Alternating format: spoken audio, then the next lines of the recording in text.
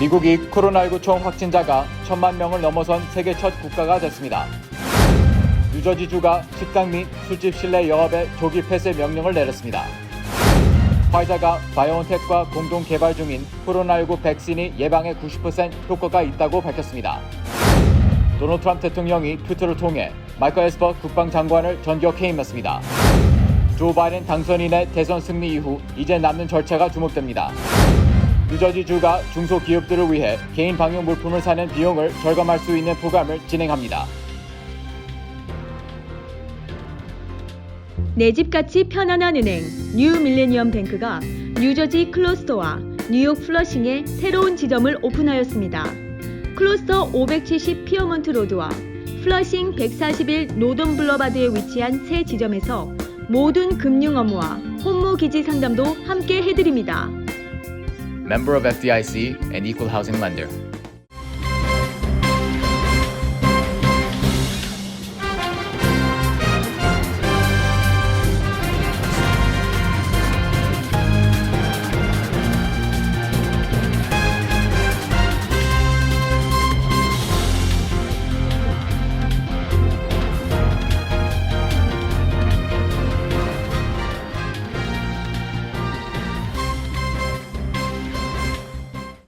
시청자 여러분 안녕하십니까? KBTV 뉴스 9 이창환입니다. 11월 9일 KBTV 뉴스 9 첫 번째 소식입니다. 미국이 중서부 지역에 퍼지고 있는 3차 정점으로 확진자가 급증하고 있어 코로나19 총 확진자가 1,000만 명을 넘어선 세계 첫 국가가 됐습니다. 코로나19 대시보드에 의하면 미 전역 코로나19 확진자는 9일 2시 기준으로 1,030만 3,461명입니다. 이들 가운데 사망자는 24만 3,825명에 이릅니다. 최근 나흘간 일일 확진자는 10만 명이 넘었습니다. 코로나19 확산세는 동부와 남부를 거쳐 현재 중서부가 정점을 이루고 있습니다. 뉴욕타임스에 따르면 지난 4월 뉴욕 등 동부 대도시를 중심으로 퍼졌던 코로나19 사태를 2차 정점, 7월 마이애미 등 남부 휴양지를 중심으로 증가했던 상황을 2차 정점, 그리고 이제 중서부 소도시인 노스다코타, 사우스다코타, 위스콘신, 아이오와, 네브라스카 등 중서부 5개 주에 퍼지고 있는 것을 3차 정점으로 분류하고 있습니다. 하지만 1,000만 명 누적 확진자 중 아직까지 가장 큰 비중은 남부 지역입니다. 남부, 중서부, 서부, 북동부 순으로 확진자 비중이 크며 미 전체 확진자의 43%, 430만 명이 남부 지역에서 나왔습니다. 그 가운데 텍사스주는 어제 기준으로 101만 9,976명으로 가장 높은 확진자가 나왔습니다. 9일 뉴욕주는 56만 5,716명의 확진자가 나왔으며 뉴저지주는 26만 80명의 확진자가 나왔습니다. 최근 미국에서 이같이 확진자가 폭증하고 있는 것은 날씨가 동절기에 접어들고 있는 데다 대선 전국으로 인해 사람 간 밀접 접촉이 많아졌기 때문이라고 전문가들은 분석하고 있습니다. 뉴저지주가 코로나19가 빠른 속도로 증가함에 따라 식당 및 술집의 실내 영업에 대해 새로운 제한을 발표했습니다. 오늘 필 머피 뉴저지 주지사에 따르면 뉴저지에서 지난주 하루 평균 약 2,000여 명이 코로나19에 감염됐고 코로나19 사례가 줄어들지 않자 실내 식당 및 술집의 방역 지침을 강화하기로 했습니다. 머피 주지사는 오늘 브리핑에서 코로나19 재확산을 막기 위해 오는 12일부터 식당 및 술집 실내 영업에 조기 폐쇄 조치 명령을 내렸습니다. 이는 현재 25% 수용 인원을 유지하되 실내 영업 시간이 제한됨에 따라 오후 10시부터 새벽 5시까지 실내 영업이 금지됩니다. 따라서 야외에서 식사를 하거나 포장 음식은 오후 10시 이후에도 가능합니다. 또 모든 식당의 바 좌석은 허용되지 않습니다. 만약 공간 부족으로 수용 인원 25%를 유지하기 힘든 업소의 경우 가림막이를 설치하면 테이블 간 거리가 6피 미만이라도 손님을 받을 수 있습니다. 카지노는 오후 10시 이후에 음식 및 음료 서비스는 금지되지만 영업은 그대로 진행됩니다. 한편 머피 주지사는 오는 12일부터 다른 주에서 오는 고등학생 이하의 청소년 스포츠팀 경기를 금지시킨다고 발표했습니다. 그는 실내 경기에 참가하기 위해 주 경계선을 넘는 것은 안전하지 않다고 전했습니다. 머피 주지사는 이날 브리핑에서 어느 행정부도 지난 봄처럼 완전한 봉쇄 제한을 원하지 않는다며 현재 코로나19 확산 속도를 완화하기 위해 노력하고 있다고 말했습니다. 제약업체 화이자가 독일 바이오엔텍과 공동 개발 중인 코로나19 백신이 코로나 예방에 90% 효과가 있다고 발표했습니다. 파이저와 바이오엔텍은 한 가지 이상의 코로나19 증상이 나타나는 98명의 환자들을 대상으로 분석한 결과 개발 중인 코로나19 백신이 코로나 예방에 90% 이상의 효과가 입증된 것으로 나타났습니다.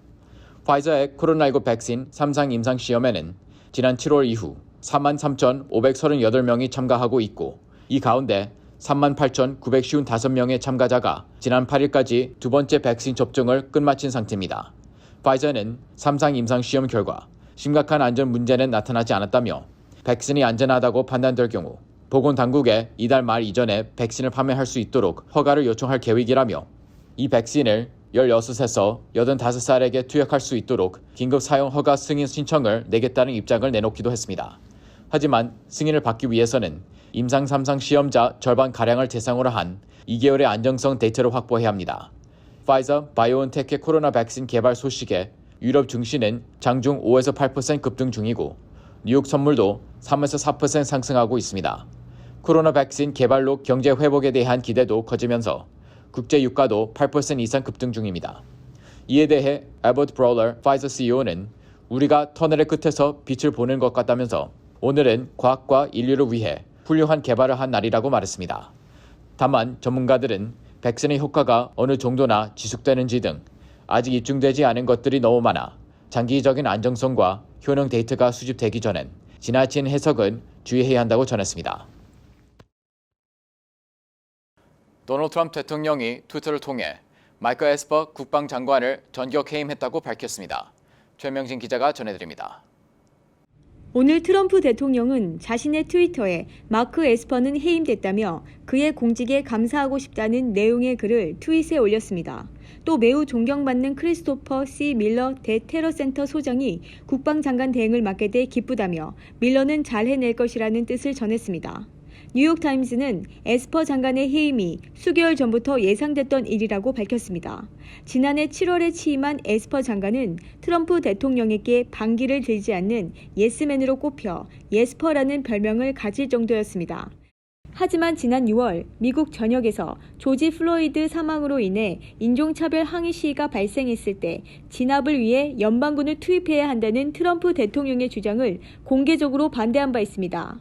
한편 USA 투데이는 트럼프 대통령이 파우치 소장과 데비벅스 백악관, 코로나19 태스크포스 조정관, 국립보건원 과학자 다수를 해고할 수 있다며 그들은 사실과 과학을 앞세웠기에 트럼프 대통령에게는 충성심이 없어 보였을 것이라고 지적하기도 했습니다.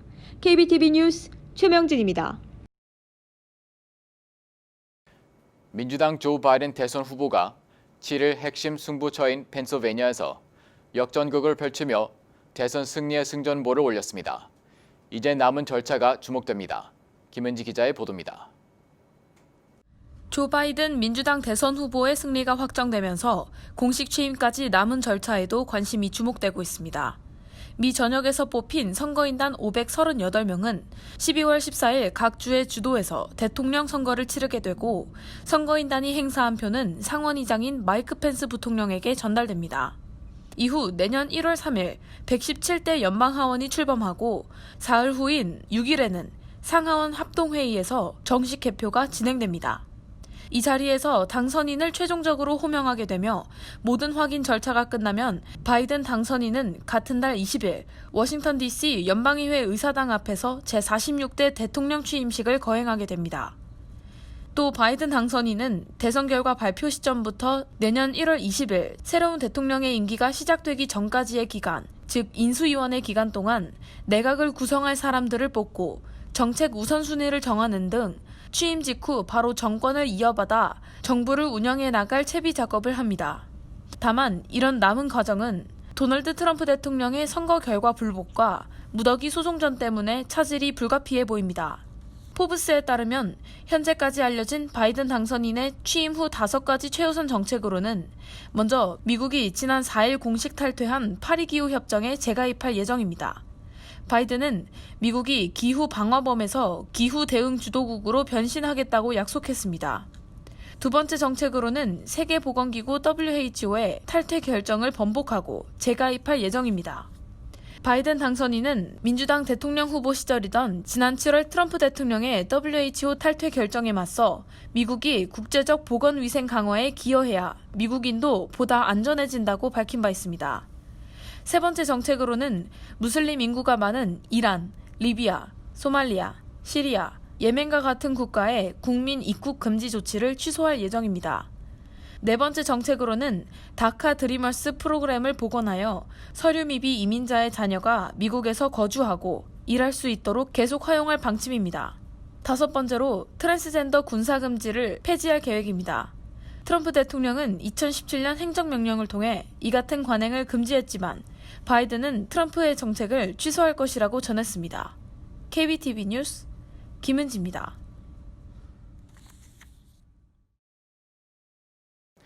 뉴저지주가 중소기업들을 대상으로 개인 방역 물품을 사는 비용을 절감할 수 있는 프로그램을 진행합니다. 최명진 기자가 전해드립니다. 뉴저지주 경제개발공사가 코로나19 사태로 어려움을 겪고 있는 중소기업들을 지원하기 위해 개인 방역 물품 구매 프로그램을 실시합니다. 이 구매 프로그램은 방역 물품을 파는 오피스 디팟, 박스트, 스테이플스 등의 회사들과 협력하여 만들어진 프로그램입니다. 개인 방역 물품 구매 프로그램 홈페이지에 들어가 회사 등록을 하게 되면 구매 비용의 10%를 할인받을 수 있습니다. 할인 물품으로는 마스크, 손세정제, 글러브, 얼굴 가리개, 체온 측정기, 기타 사회적 거리두기 관련 용품 등입니다. 뉴저지주는 프로그램 협력 업체를 늘리는 한편 풀타임 직원 100명 이하의 소기업들에게는 쿠폰 발행 등을 통해 오는 10일 오전 9시에 25% 할인 혜택을 추가로 제공할 예정입니다.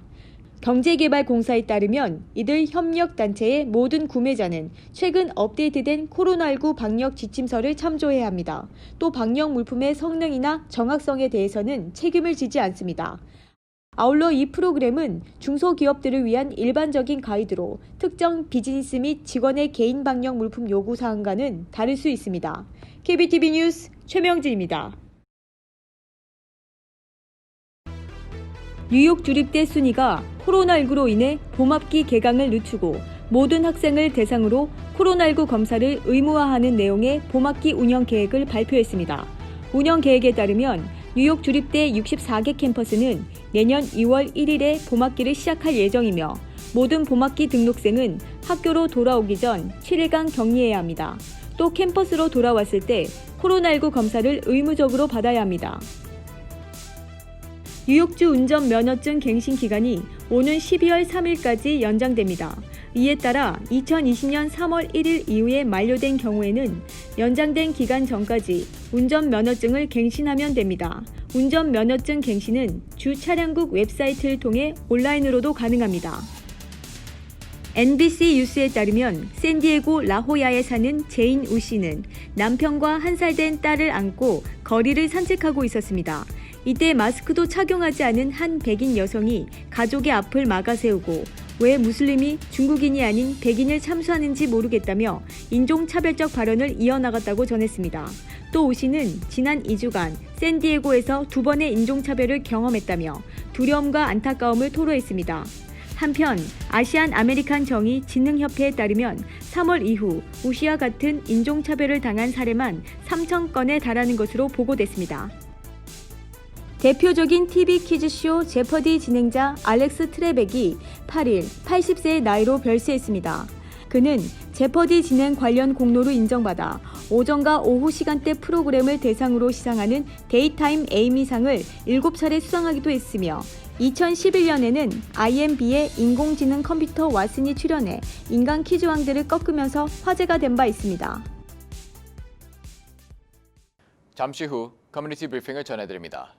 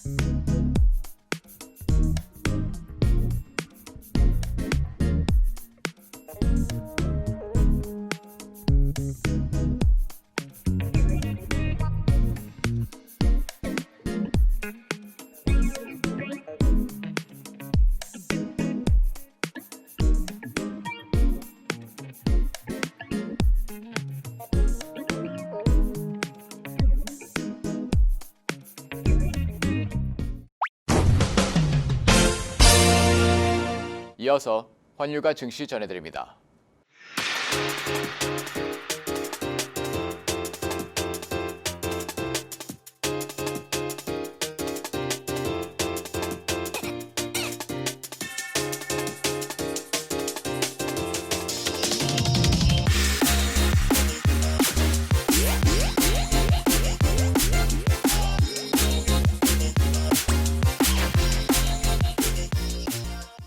잠시 후 뉴욕과 뉴저지 날씨 전해드립니다.